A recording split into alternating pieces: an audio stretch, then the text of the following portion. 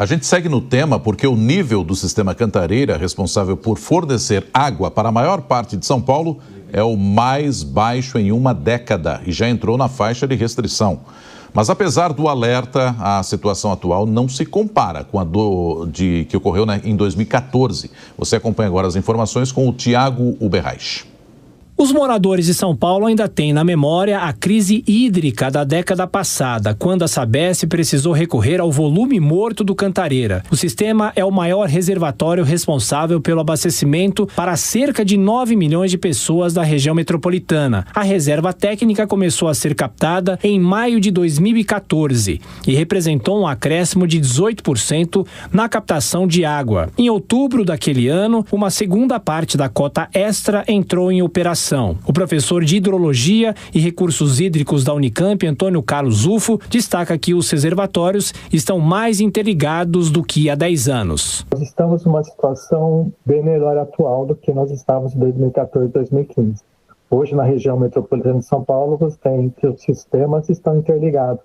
Então, isso significa que algum sistema que estiver com problema, ele pode ser, então a área de atuação daquele sistema pode ser assumida por outros sistemas que sejam em condições melhores de atendimento. Isso não existia em 2014, 2015, na última crise hídrica.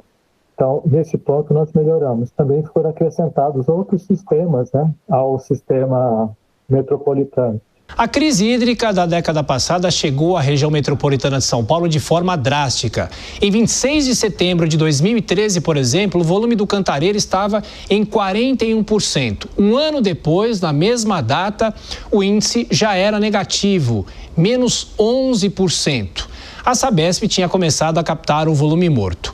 Em 26 de setembro de 2015, o número chegava a menos 13%. Um ano depois, a crise já estava superada, com reservação de 44%.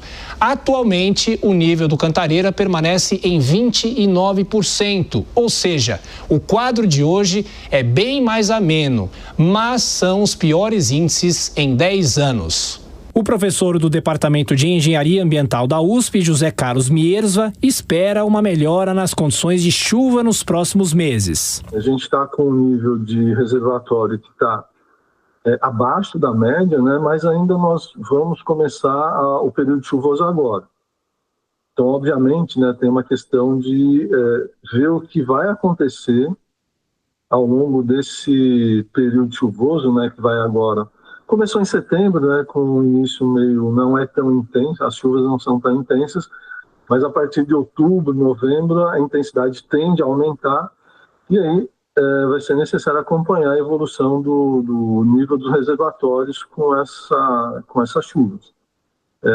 Basicamente, o que a gente vai avaliar, o grau de severidade, é quando estiver no final dos períodos chuvosos, que vai ser em março, abril do próximo ano. O professor José Carlos Miersva ressalta que a expectativa é positiva com a chegada do período chuvoso. Em entrevista à Jovem Pan, o presidente da Arcesp, que regula o setor em São Paulo, Tiago Mesquita Nunes, vai na mesma linha dos especialistas. Nós temos hoje um sistema muito mais resiliente, com muito mais ferramentas do que tínhamos na época lá da crise de 2014 e 2015. Fizemos grandes obras que ficaram prontas já desde 2017, 2018, que tem capacidade de trazer muito mais água para o sistema. Então nós hoje temos muito mais capacidade de atuar para evitar que se chegue a uma situação equivalente a que se chegou em 2014 e 2015. Por isso que eu digo, não é uma crise, é uma medida preventiva, é uma medida conservadora.